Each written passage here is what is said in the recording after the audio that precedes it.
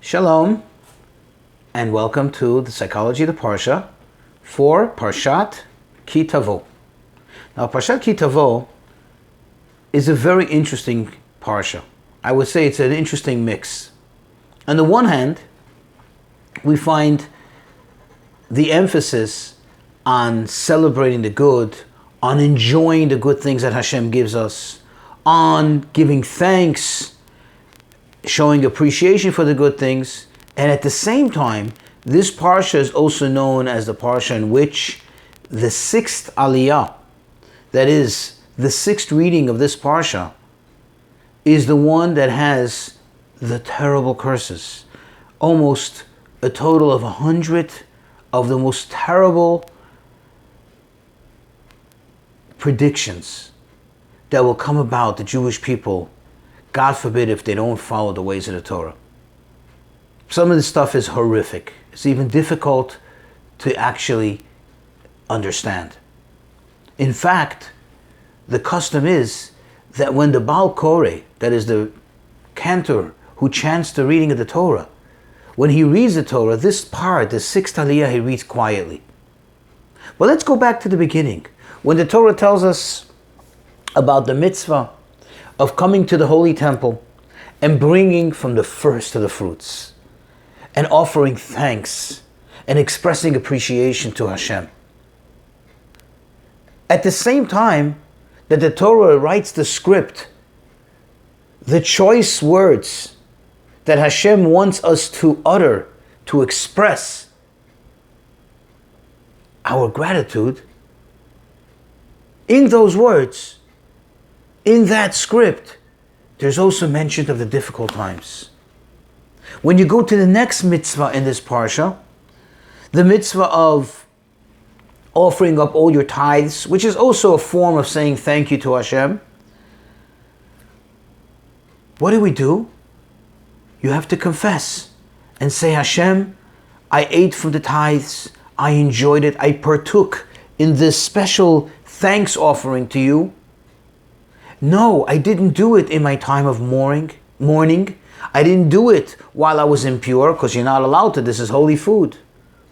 So, in short, there's a blend. This is like a salad of the very good, the very superb, and the very bad, and the very difficult in life. What is this all about? Just a matter of perspective. Perhaps, many of us humans are conditioned that life is either bad or good. Meaning, there's some people, I say most people, that, when things are really good, they're happy. But when things aren't so good, or as life happens, life is also a four-letter word. What happens? Things creep up. Things, happen. Sometimes not everything goes our way. Not everything goes the way we would like it to be. What happens? We get very down. We become very upset. And we even stop to enjoy those things that are naturally enjoyable or realistically good. Why? Because we become down, we become bitter, we become sad. And I think what the Torah is trying to teach us, it's not black and white. Life is not just good or bad. Even during the good times, it could be possible that a person had a mourning in the family, God forbid, impurity.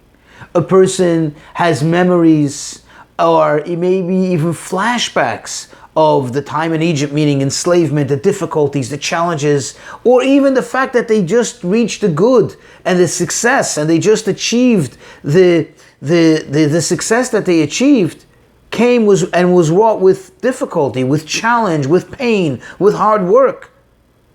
But it doesn't mean that you can't enjoy it. And I think what the Torah is teaching us is, even though there is always the presence of the negative, of the difficulties, of the challenges, but you need to see the good for what it is. One needs to enjoy the good and really appreciate the good as a beautiful and amazing gift from Hashem.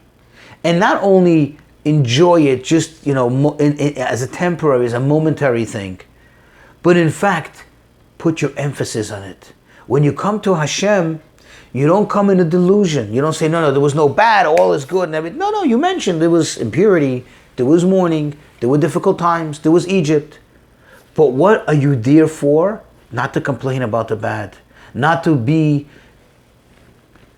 mournful about the bad. Not to be there to just dwell in the bad. You're there to celebrate the good. You're there to focus on the good. You're there to emphasize how thankful you are, how grateful you are for the good. But at the same time, you're living in a reality, in a realistic life. Well, Hashem should help that our lives should always be free of all these difficult challenges. If we need a challenge, it should just be that type of challenge that we all welcome so much, which is how to get to the next stage of good, whether it's material, whether it's spiritual. Well, even climbing a ladder to one's penthouse still takes a little effort. It is a challenge, but it's not the same challenge like one who doesn't have one, who doesn't have a home to climb into, or doesn't have a place to go to. So climbing the stairs is a little exertion, but it's a good one. And those are the ones that I wish for you and for myself. Shalom.